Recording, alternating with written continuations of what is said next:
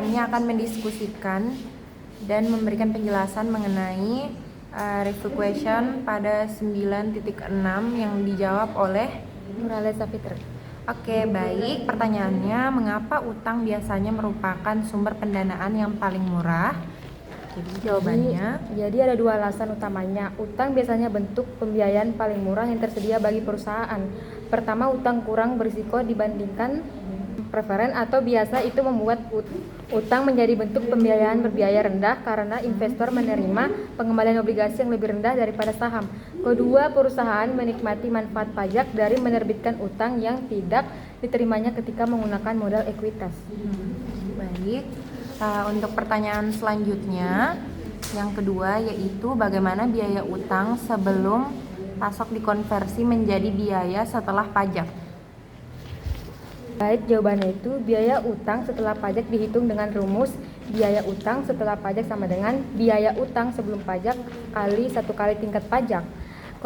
Konversi ini dilakukan karena bunga utang mengurangi kena pajak perusahaan sehingga pajak yang dibayar lebih rendah dan biaya efektif utang berkurang. Baik, untuk pertanyaan selanjutnya, pertanyaan ketiga, bagaimana Anda menghitung biaya saham preferen? Jadi jawabannya itu biaya saham preferen atau RP adalah rasio dividen saham preferen terhadap hasil bersih perusahaan dari penjualan saham preferen. Seperti halnya obligasi, hasil bersih sama dengan total hasil dikurangi flotasi. Persamaan berikut memberikan biaya saham preferen RP dalam hal dividen dalam tahunan, DP dan hasil bersih dari penjualan saham. Rumusnya itu RP sama dengan DP per NP. Baik, sekian dari diskusi kami. Selanjutnya kami akan berdiskusi dengan teman yang lain. Mulai. Baik, pertanyaan yang kedua yaitu menurut kamu apa peran biaya modal dalam keputusan investasi jangka panjang perusahaan dan bagaimana hubungannya dengan kemampuan perusahaan untuk memaksimalkan kekayaan pemegang saham? Baik, untuk jawabannya itu biaya modal adalah konsep keuangan yang sangat penting. Biaya modal bertindak sebagai penghubung utama antara keputusan investasi jangka panjang perusahaan dan kekayaan pemilik perusahaan sebagaimana ditentukan oleh nilai pasar saham mereka. Jadi, manajer menggunakan 3 cara dalam mengatur biaya modal tersebut. Yang pertama itu, biaya modal digunakan untuk mendiskontokan arus kas investasi. Jadi, manajer itu biasanya melakukan 3 cara untuk mengatur biaya modal mereka. Nah, untuk 3 caranya itu seperti apa? Mungkin bisa dijelaskan?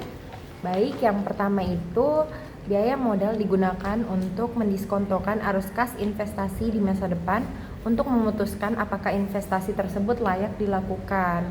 Nah, yang kedua, biaya modal dijadikan sebagai tolak ukur pada perusahaan tersebut untuk menilai kinerja mereka, apakah hasil yang mereka terima sesuai dengan modal yang mereka investasikan pada awal periode. Yang ketiga itu biaya modal digunakan untuk menilai seluruh perusahaan seperti digunakan untuk terlibat dalam merger atau akuisisi perusahaan. Nah, itu dia. Nah, terima kasih Kiki atas penjelasannya. Mungkin kita akan next di soal berikutnya. Baik, kami akan melanjutkan diskusi kami dan penjelasan tadi. Oke, untuk pertanyaannya itu, apa itu biaya modal rata-rata tertimbang atau WACC dan bagaimana cara menghitungnya? WACC adalah rata-rata biaya yang diharapkan dari berbagai bentuk modal, yaitu utang, saham preferen, dan saham biasa yang digunakan oleh perusahaan. WACC adalah rata-rata biaya yang diharapkan dari berbagai bentuk modal, yaitu utang, saham preferen, saham biasa yang digunakan oleh perusahaan. WACC setara dengan rata-rata tertimbang dari biaya setiap jenis modal, di mana bobotnya sama dengan proporsi setiap jenis modal dalam struktur modal perusahaan. WACC dihitung dengan mengalihkan biaya setiap bentuk pendanaan dengan proporsinya, lalu menjumlahkan nilai-nilai tertimbang tersebut. WACC sama dengan WD dikali RD dikali 1 dikurang T ditambah WP kali RP ditambah WS dikali RS or N, di mana WD sama dengan proporsi utang jangka panjang dalam struktur modal, WP sama dengan proporsi saham preferen dalam struktur modal, WS sama dengan proporsi ekuitas saham biasa dalam struktur modal, WD ditambah WP ditambah WS sama dengan 1, dol atau proporsi modal harus non-negatif atau kurang lebih bobot sama dengan W. Oke, baik. Pertanyaan selanjutnya, apa kondisi di mana WACC menjadi tingkat hambatan yang tepat untuk investasi perusahaan? Baik, jawabannya yaitu selama investasi memiliki tingkat risiko yang sesuai atau setara dengan risiko rata-rata investasi yang dilakukan perusahaan. WACC mencerminkan tingkat pengembalian yang disyaratkan investor untuk mengambil risiko rata-rata perusahaan atau the average investment that the firm makes. Kedua, kondisi saat WACC tidak tepat. WACC tidak tepat jika risiko investasi berbeda dari risiko rata-rata perusahaan atau misalnya memerlukan high hurdle rate untuk risiko yang lebih tinggi atau lower hurdle rate untuk risiko yang lebih rendah. Baik, untuk pertanyaan selanjutnya, apa hubungan antara struktur modal target perusahaan dan rata-rata tertimbang biaya modal atau WACC? Hubungannya terletak pada bobot atau weights yang digunakan dalam perhitungan WACC. Pertama itu bobot ideal, yaitu bobot yang digunakan dalam perhitungan WACC. Seharusnya didasarkan pada struktur modal target perusahaan. Yang kedua, struktur modal target, yaitu campuran optimal utang dan ekuitas yang ingin dicapai perusahaan dalam jangka panjang. Ketiga, prioritas target atau bobot target harus digunakan sebagai ganti bobot nilai pasar aktual atau current market value weights. Bobot nilai pasar aktual dapat berfluktuasi dan mungkin tidak mencerminkan struktur modal yang ingin dipertahankan manajer. Menggunakan bobot target adalah cara untuk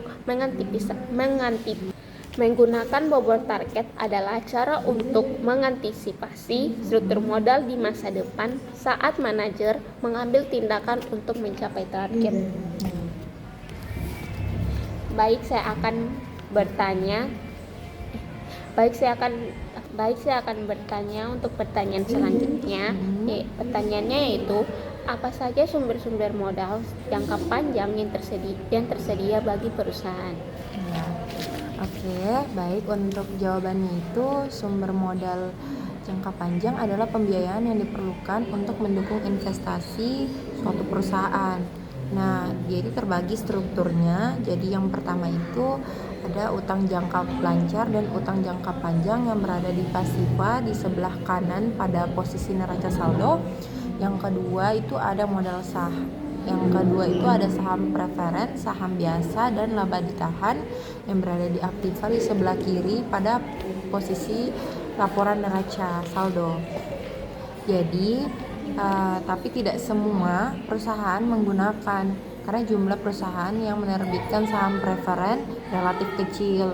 Dalam menghitung biaya modal, kita mengabaikan kewajiban jangka pendek seperti hutang usaha. Jadi, tidak semua perusahaan menggunakan laporan tersebut. Jadi ada beberapa perusahaan yang menggunakan laporan biasa saja gitu, Kak. Baik, pertanyaan selanjutnya, apa yang dimaksud oleh struktur modal perusahaan? Oke, baik. Jawabannya itu struktur modal perusahaan mengacu pada campuran utang dan pembagian ekuitas yang digunakan beberapa perusahaan. Perusahaan lebih memilih struktur modal yang mendekati 100% ekuitas atau modal perusahaan itu sendiri. Sementara perusahaan lain meminjam banyak atau melakukan peminjaman di tempat lain maupun bank.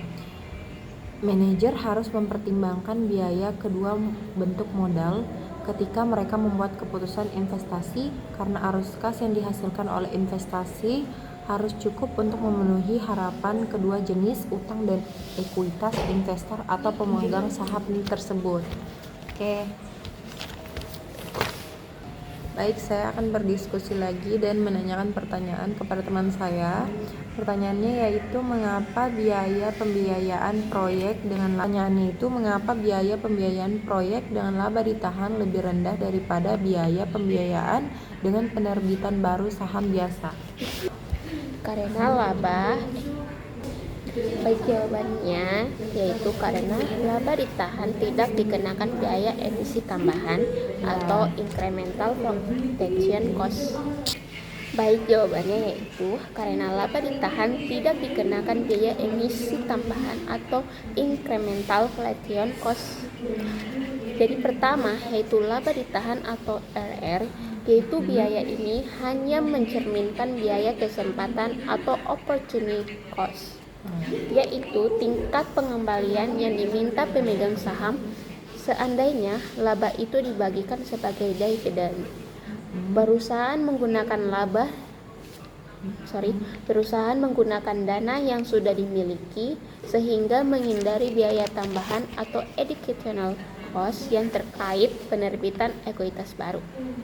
Kedua, saham biasa baru atau RS, yaitu biaya ini setara dengan RR ditambah semua biaya emisi yang timbul dari proses saham kepada publik seperti komisi underwriter.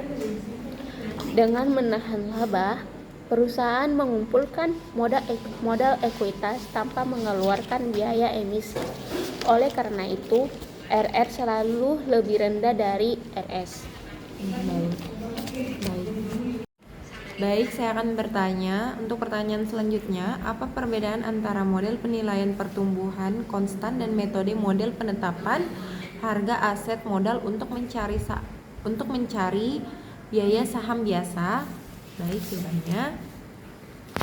Jadi jawabannya itu perbedaannya antara model tersebut bahwa model penetapan harga aset modal dia menjelaskan hubungan antara imbal hasil yang disyaratkan atau diharapkan dari suatu aset J, RJ, dan risiko yang tidak dapat diversifikasi dari aset tersebut yang diukur dengan koefisien beta BJ, sedangkan pertumbuhan konstan dia tidak melihat risiko secara langsung. Pendekatan tersebut menggunakan pendekatan tidak langsung untuk menyimpulkan pengembalian apa yang diharapkan pemegang saham. Berdasarkan harga yang mereka bersedia untuk membayar atas saham tersebut, PO berdasarkan perkiraan dividen perusahaan di masa depan. Sedangkan pada saham biasa akan dividen jangka panjang jauh lebih sulit diperkirakan. Itu saja jawaban dari saya. Baik, sekian presentasi dan penjelasan materi dari kelompok kami. Bila ada salah kata mohon dimaafkan. Semoga bermanfaat bagi yang mendengarkan. Wabillahi taufiq wal hidayah. Wassalamualaikum warahmatullahi wabarakatuh. Dadah.